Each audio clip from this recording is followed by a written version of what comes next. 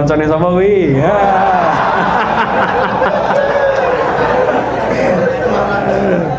Ini bahaya, ini direkam nih Mas. Dan dengan ketemuan itu bisa mengatakan pada seluruh menteri keuangan se-Indonesia, sedunia.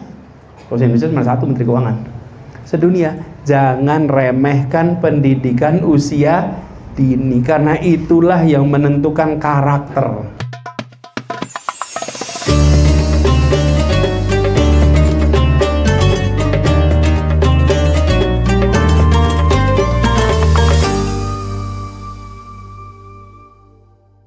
Assalamualaikum warahmatullahi wabarakatuh.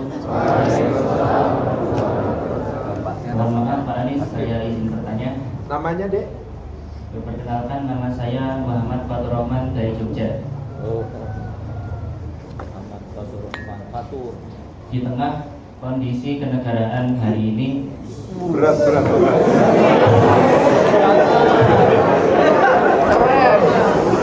yang sedang tidak baik-baik saja,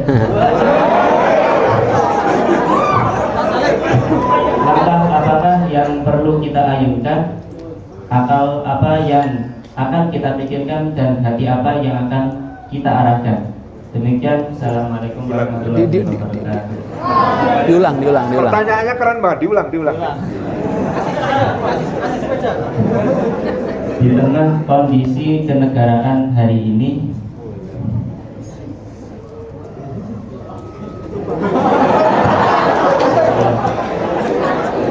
Langkah apa, akal apa, terus apa tadi? Hati apa lah? Ayo diulang yang itu.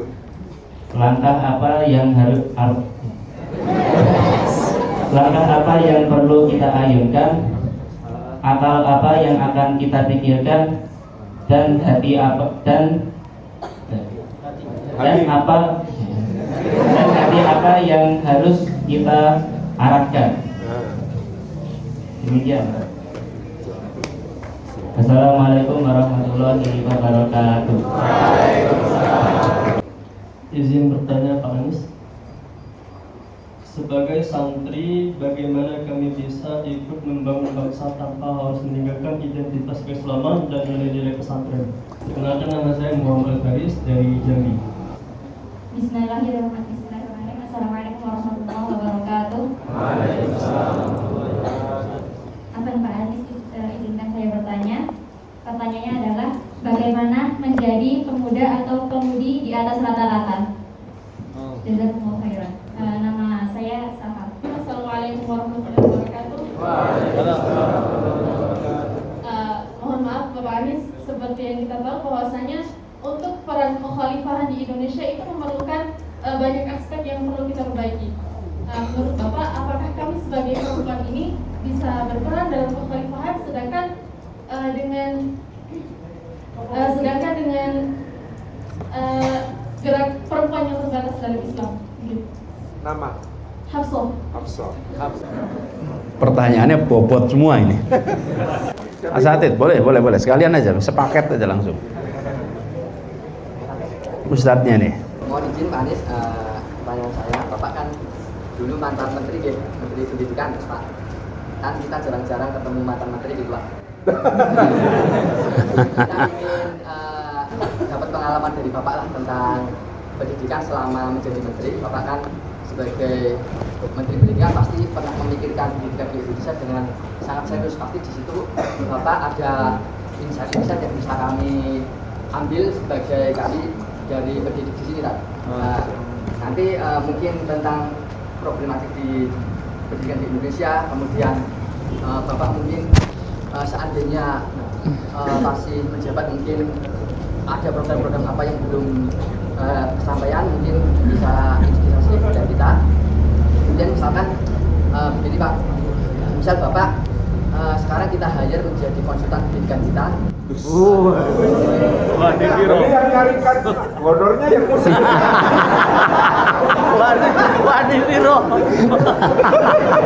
Biro Pak Anies. Wani Biro Mas.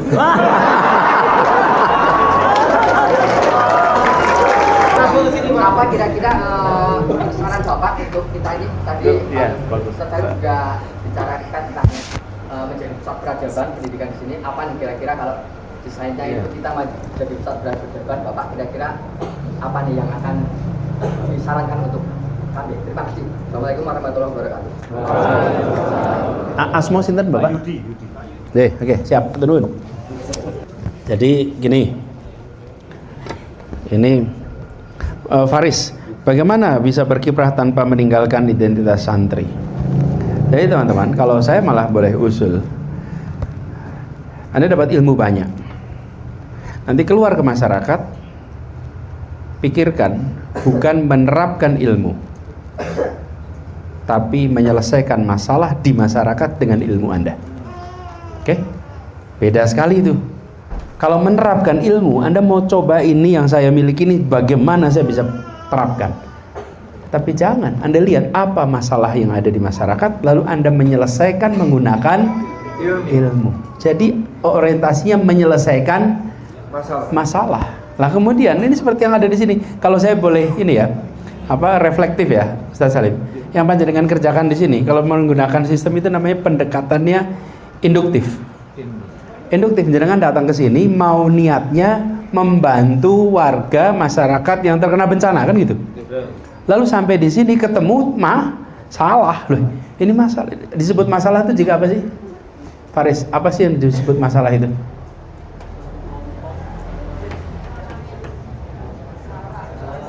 Masalah. Definisi masalah. Gini. Ingat definisi masalah. Nah, enggak apa, saya Faris pikirkan, tapi gini, masih masalah. Sesuatu disebut masalah jika tidak sesuai harapan. Yang senyatanya tidak sesuai yang seharusnya. Seharusnya ya. Ini seharusnya, senyatanya di sini. Selisihnya namanya masalah. Nah, karena itulah kenapa tadi saya katakan tinggikan cita-cita supaya Anda punya Masalahnya apa? Anda sedang di sini kenyataannya cita-citanya tinggi. Kenapa tadi saya katakan berbahaya kalau cita-citanya rendah? Karena sama dengan kenyataan. Nah, buat apa cita-cita kalau sama dengan kenyataan? Betul tidak? Tinggikan cita-cita supaya tercipta masalah. Dari masalah itu diubah kenyataannya, ditinggikan kondisinya. Nah, terus tercipta masalah. Nah, jadi Anda datang di masyarakat, yang saya bayangkan ketika datang ke sini 2010, lihat kondisi masyarakat di sini, harapannya 1, 2, 3, 4, kok kenyataannya tidak ya? Betul tidak? Lalu yuk kita lakukan sesuatu. Terpanggil untuk berbuat. Bukan sekedar menganalisa, lalu berbuat. 15 tahun kemudian sudah menjadi sebuah sumur pahala yang alirannya tidak akan berhenti. Ini sumur pahala dalam sekali, airnya tidak pernah berhenti ini. Pada semua yang terlibat dari 2010 sampai sekarang, insya Allah sampai ke depan nanti. Semua. Nah, ini hasil apa? Hasil tadi. Karena Ustadz Salim bukan datang mau menerapkan ilmu, tapi datang mau menyelesaikan masalah. Nah, jadilah santri yang datang menyelesaikan masalah. Setelah menyelesaikan masalah, orang tanya, jenengan backgroundnya apa toh? Saya santri. Wah, hebat ya. Tapi jangan mulai dengan menunjukkan saya betul ABC. Tunjukkan Anda menyelesaikan masalah, dari situ nanti terlihat ini santri. Nanti semua hebat ya santri-santri ini ya, menyelesaikan. Dan nanti adik-adik, kalau Anda datang menyelesaikan masalah, bekerjanya sepenuh hati, pasti dilepasnya dengan berat hati. Betul itu cerita tadi di Cianjur. Kenapa santri pulang dilepas dengan berat hati, ditangisi? Karena Anda datang sepenuh hati. Kalau sepenuh hati diterima dengan hati, Anda pulang pasti berat hati, pasti itu. Jadi Faris, ini ya buat yang lain juga nih manfaat. Ingat-ingat ya tadi, masalah adalah selisih antara harapan dan kenyataan. Tuh, dan kemudian Anda menyelesaikan masalahnya. Lalu sebelum saya hafsah dulu dah. Peran perempuan nih. Nah, sama. Sebetulnya ruang partisipasi itu luar biasa. Yang harus kadang-kadang yang harus dihadapi itu adalah justru hambatan yang kita ciptakan sendiri. Ketika bicara tentang peran perempuan, hambatan itu munculnya dari yang kita anggap bukan bagian kita. Oh, saya kalau perempuan gak ikut-ikut, biarkan yang laki. Nah, itu seringkali muncul dari diri sendiri. Nah, itu jangan jadi hambatan. Dan di Asia Tenggara ini adalah satu tempat di mana umat Islam sedunia memiliki keunikan peran terkait perempuan. Kenapa? Karena di Asia Tenggara aturan syariat dengan aturan adat itu mudah dipisahkan. Tapi di wilayah lain, di Afrika, di Timur Tengah, di Asia Selatan, itu beririsan. Mana aturan milik adat, mana aturan milik agama. Kalau di Asia Tenggara mudah dipisahkan, karena itu di Asia Tenggara lebih mudah melihat ini sebetulnya aturan adat atau aturan agama. Itu mudah. Nah, disinilah kenapa saya lihat peran perempuan itu justru ruangnya tumbuh besar dan ditunjukkan. Mudah-mudahan nanti jadi film. Laksamana Aceh ini siapa? Malahayati. Yang menjadi inspirasi. Dan banyak ruang perempuan, peran perempuan yang menjadi contoh. Kalau gini saya jadi ingat kisah nenek saya, Ustaz Salim. Jadi nenek saya itu seorang aktivis perempuan dari Tegal, ikut kongres perempuan di Jogja. Serombongan nih perempuan-perempuan itu mau berangkat dari Tegal ikut kongres. Sampai di stasiun sama kepala stasiun Belanda itu tidak boleh naik kereta karena mau ikut kongres perempuan. Gak boleh. Jadi rombongan ini udah punya tiket, udah punya karcis, mau naik kereta. Kalau dulu kalau ke Jogja naik kereta, naik dari Tegal ke Semarang, dari Semarang ada kereta ke Jogja. Nah, apa yang terjadi? Perempuan-perempuan itu, muda-muda itu, melawan bukan dengan kekuatan fisik, tapi pada tiduran selonjor di rel kereta depan lokomotif. Masya Allah. Berhenti dan geger, berjajar. Mereka nggak berani berbuat apa-apa itu. Dan perempuan itu bilang, berangkatkan kami atau lindas kami. Pilihannya itu. Akhirnya diberangkatkan. Ini rombongan ini berjuang terus. Nah, tahun 55 ada pemilu. Di banyak daerah banyak perempuan yang beranggapan perempuan tidak usah nyoblos. Nah, ini yang saya mau ceritakan. Banyak daerah perempuan tidak boleh nyoblos. Akhirnya para tokoh-tokoh perempuan ini berkeliling ke seluruh Indonesia berkampanye, mari kaum wanita ikut nyoblos. Karena nyoblos itu bukan hanya urusan kaum laki-laki. Jadi di Indonesia tidak pernah ada larangan perempuan untuk tidak nyoblos. Nah, saya paling senang kalau ketemu pertanyaan ini di Eropa atau di Amerika, Mas. Kenapa? Saya sering dalam forum itu ditanya, di negara Anda mulai kapan perempuan boleh nyoblos? Wah, enak betul jawabnya itu.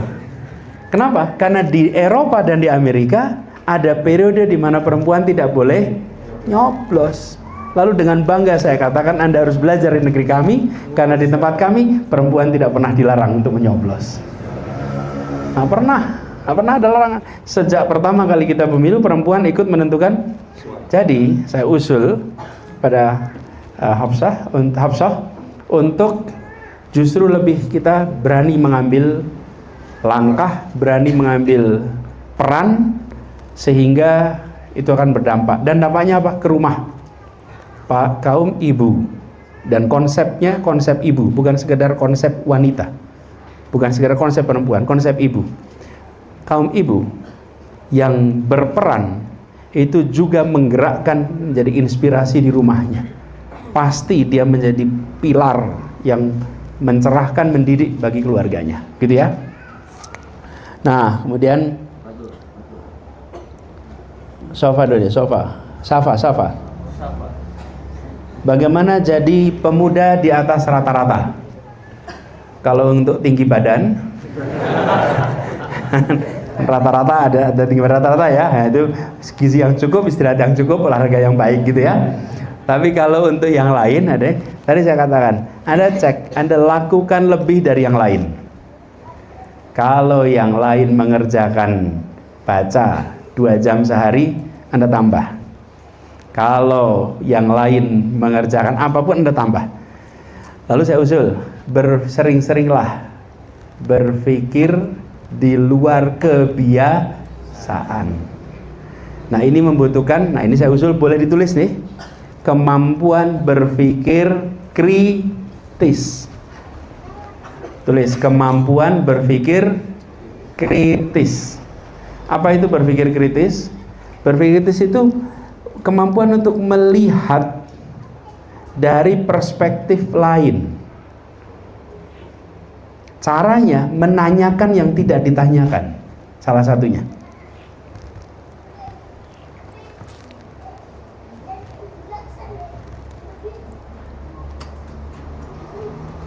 Melihat dari perspektif lain. Kalau mau jadi tumbuh di atas rata-rata, Anda lakukan ekstra, lakukan berpikir yang beda di luar normalnya orang, berpikir kritis. Karena berpikir kritis, bertanya kritis, itu memunculkan pikiran baru, gagasan baru. Ini ya,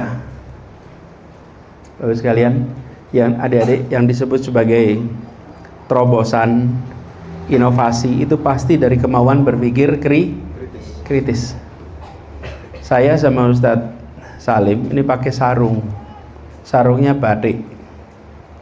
Inilah pakem asalnya. Batik itu ya untuk bawahan sarung. Batik itu tidak dipakai untuk kemeja. Oke, dulunya begitu, betul ya saudara? Sarung. Jadi ketika ada yang bertanya begini, boleh nggak ya sarung kain batik ini dipakai jadi kemeja? Itu dari mulai berpikir kritis.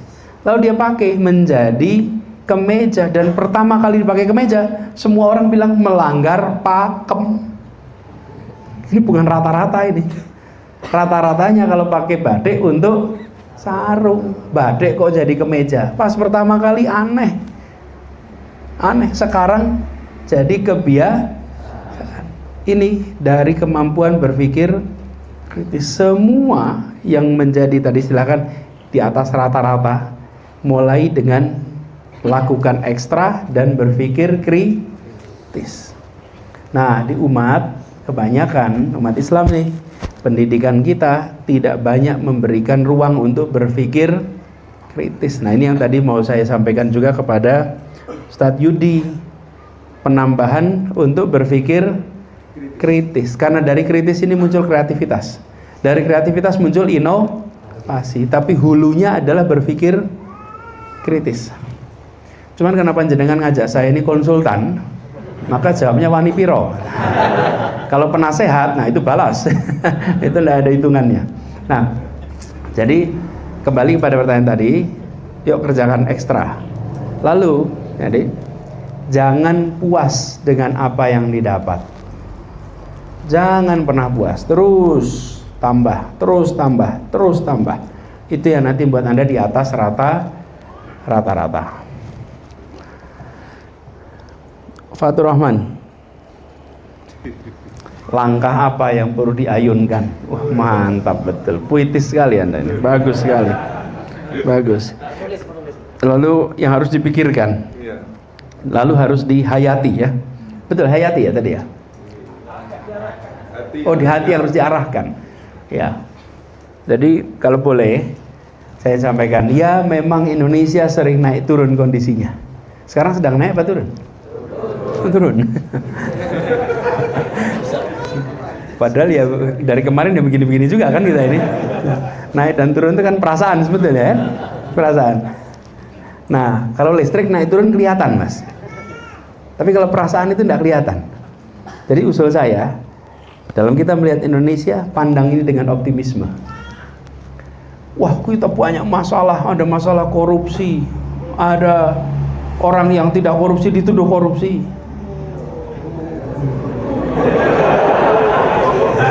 Oh, koncone sapa kuwi? Ya.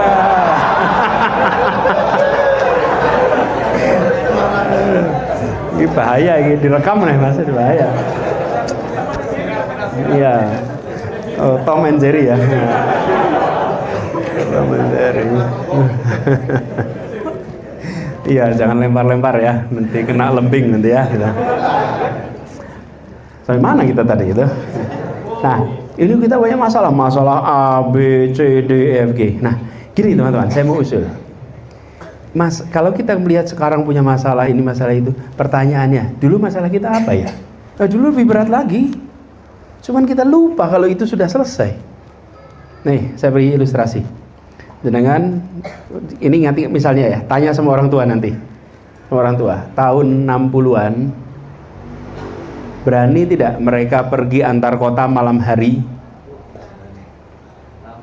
sendirian? Nyetir sendiri naik mobil, nyetir sendiri naik motor, berani enggak? Nah, berani.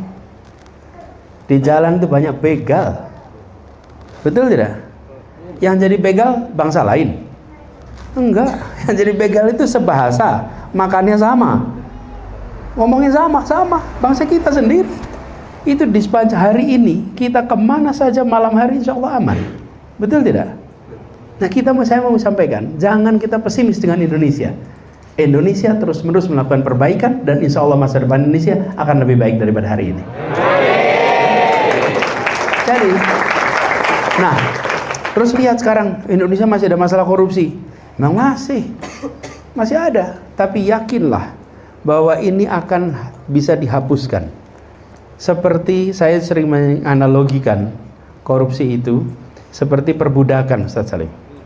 Seperti perbudakan. Ada masa di mana perbudakan itu dianggap normal dan punya budak itu biasa. Ketemuan antar pemilik budak, jual beli orang itu normal. Ada masanya itu. Tapi kita tahu itu adalah salah. Dan apa yang terjadi? Perbudakan pelan-pelan mengalami penghapusan, dan hari ini udah tidak ada lagi. Rasialisme. Dulu rasialis itu normal. Di negara yang sangat modern saja, sampai tahun 60-an, restoran itu dibagi dua. Kursi untuk kulit putih dan kursi untuk kulit berwarna. Memangnya putih bukan warna ya? Iya, berwarna itu nanti kulitnya non putih. Jadi kalau Anda ke sana tahun 60-an, pindah itu tempatnya itu. Jadi tempat kulit putih dan kulit hitam, kulit coklat. Dan itu dianggap normal.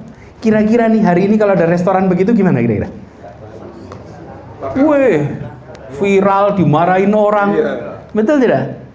Dibilang kalian ini biadab, betul tidak? Jadi adik-adik sekalian, kalau lihat korupsi itu di praktek ini akan hilang. Sebentar lagi ini akan dianggap primitif.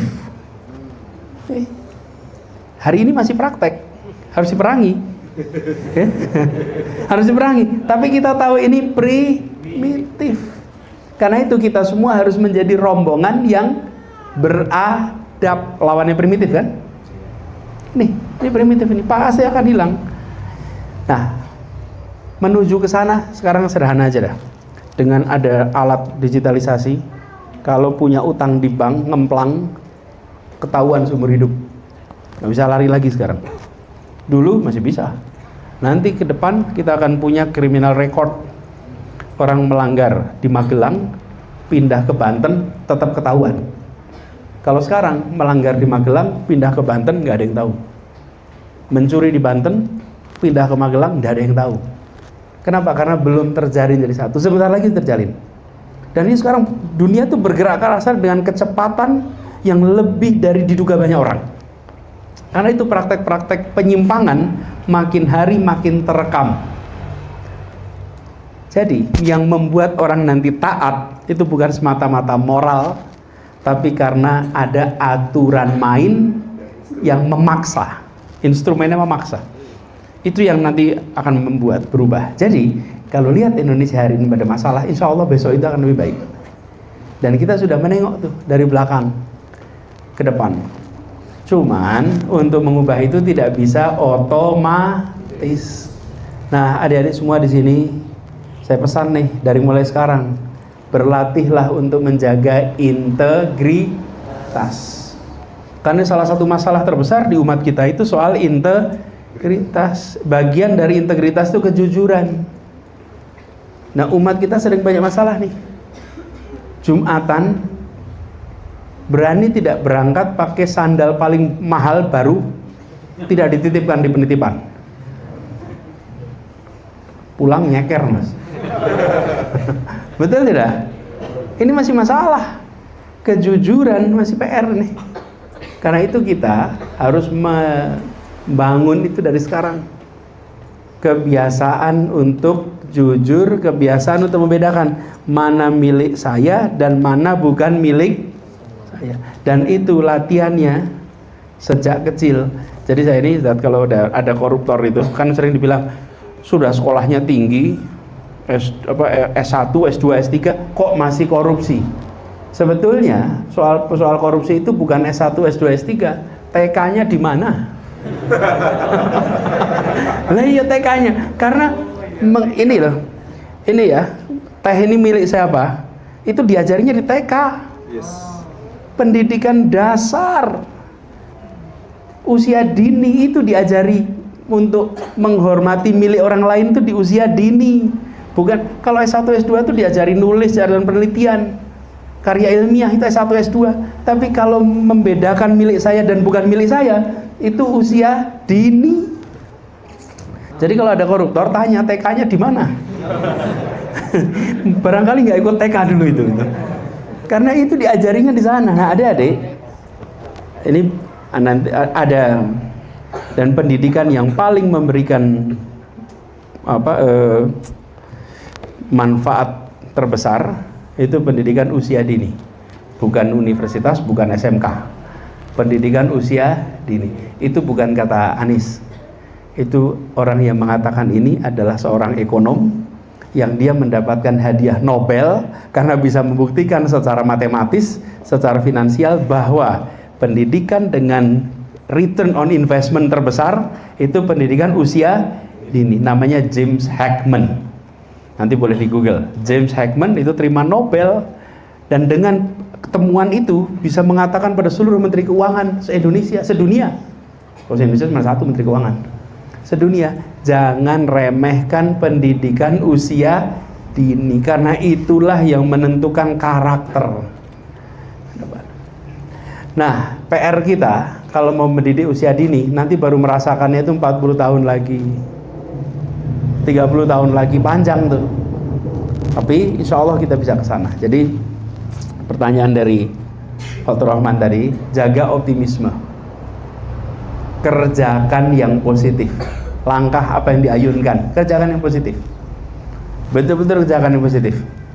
Dan jangan biarkan penyimpangan melenggang tak ditantang.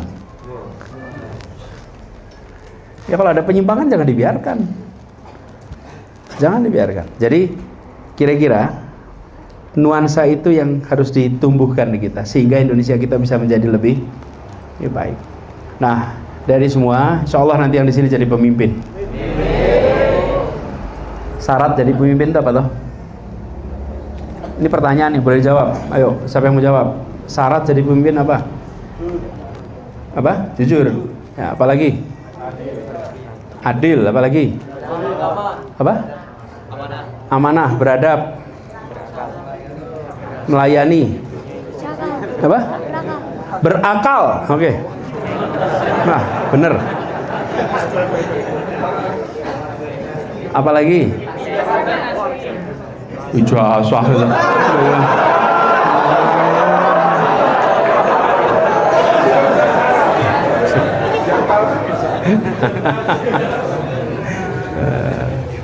Apa lagi? Hah? Disiplin, ya. Itu semua adalah syarat pemimpin baik. Pertanyaan saya itu syarat jadi pemimpin.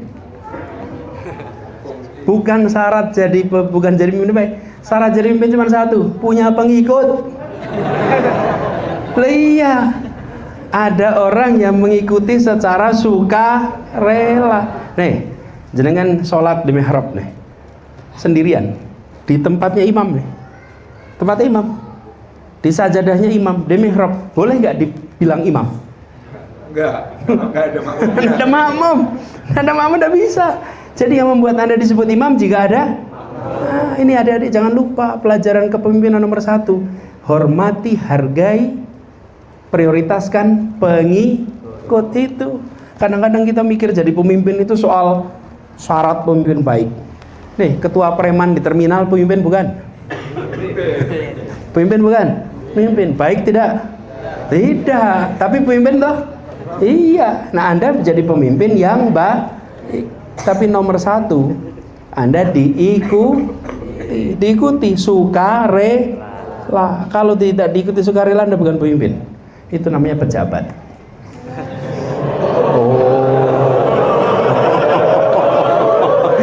Iya. Loh, kalau pejabat itu diikuti terpaksa karena ada jabatannya dipaksa. Kadang-kadang senang, kadang-kadang tidak senang, tapi tetap dilaksanakan. Kenapa? Dia penjabat kok. Tapi kalau pemimpin, dia diikuti secara sukarela. Nah, kita ingin pejabat adalah pemimpin, dan kita ingin yang pemimpin juga pejabat. Itu dua hal yang berbeda. Buat adik-adik semua, jangan sampai jadi pejabat muda. Ada organisasi kan? Ada organisasi nggak di sini? Ada. Nah, yang menjadi ketua harus jadi pemimpin, jangan jadi pejabat muda.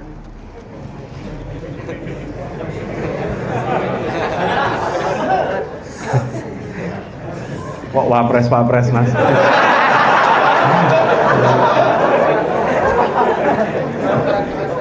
Jadi, teman-teman, mengganggu konsentrasi aja tadi itu ya. Jadi, teman-teman, kalau itu jadilah pemimpin, syaratnya diikuti secara sukarela. Itulah pemimpin. Nah, ini yang harus ditumbuhkan di adik-adik semua. Ini kita semua nih. Jadi Anda harus dicatat ya dia. Catat. Nah, kalau catat sekalian saya kasih rumus saja. Kenapa Anda kok diikuti? Kenapa kok seseorang diikuti? Karena dipercaya, amanah. Kalau tidak dipercaya mungkin nggak diikuti? Nah, mungkin. Nah, sekarang tulis rumusnya nih. Kepercayaan K sama dengan, tulis, ini rumus nih, rumus kimia kepemimpinan. K sama dengan kepercayaan ya, atau ya jangan K dah, amanah aja dah. Amanah sama dengan, supaya nulisnya gampang,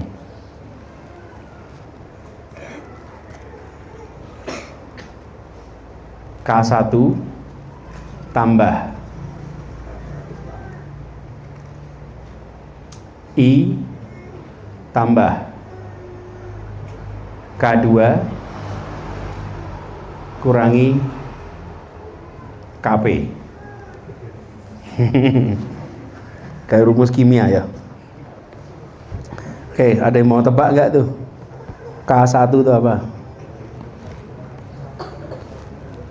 Amanah sama dengan K1 tambah I tambah K2 kurangi KP. Ayo, ada yang bisa, itu singkatan, itu kata pertama dari satu huruf. Satu kata. K kira-kira mewakili kata apa?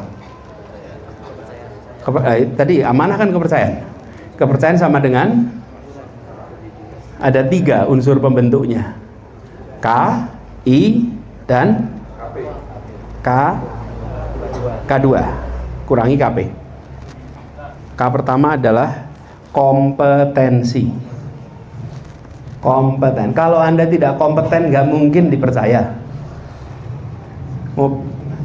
Ustadz Salim, saya mau pinjam mobil. Terus Ustadz Salim tanya, jenengan sudah punya SIM belum? Belum. Ayo, maksudnya dikasih. SIM itu bukti Anda kompeten. Nomor 2. I-nya apa? Integritas.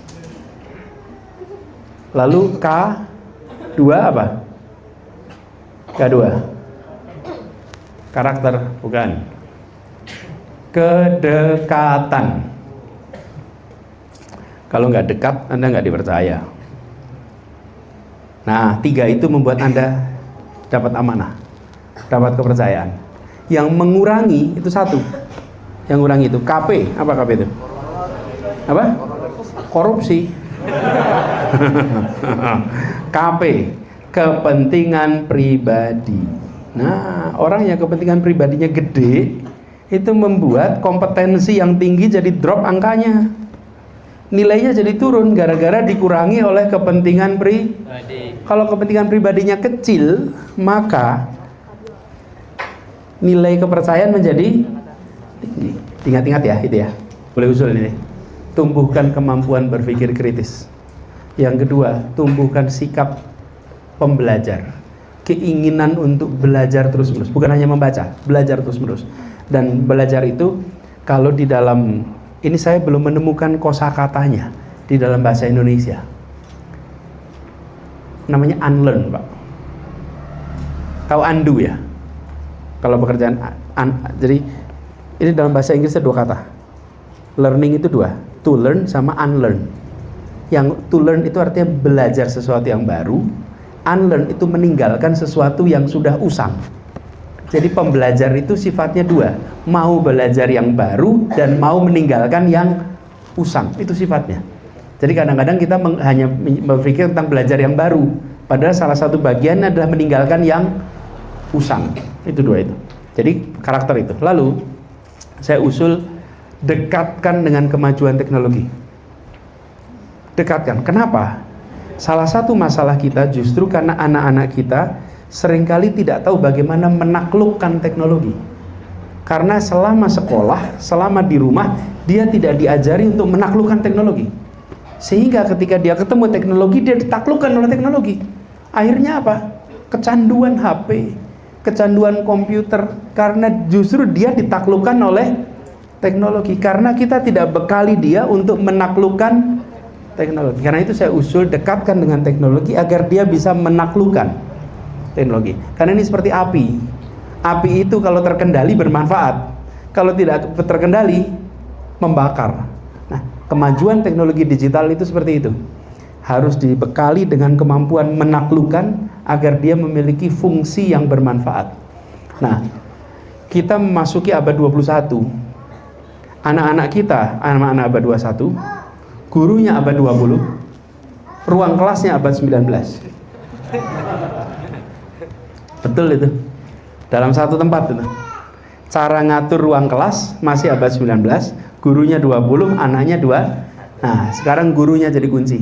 Ini poin berikutnya. Gurunya harus menjadi pembelajar yang berada di abad 21 sehingga anak didiknya terbawa kepada abad 21. Nah, membuat guru yang seperti ini yang penting sekali. Jadi buat kalau guru saya sering tanya begini,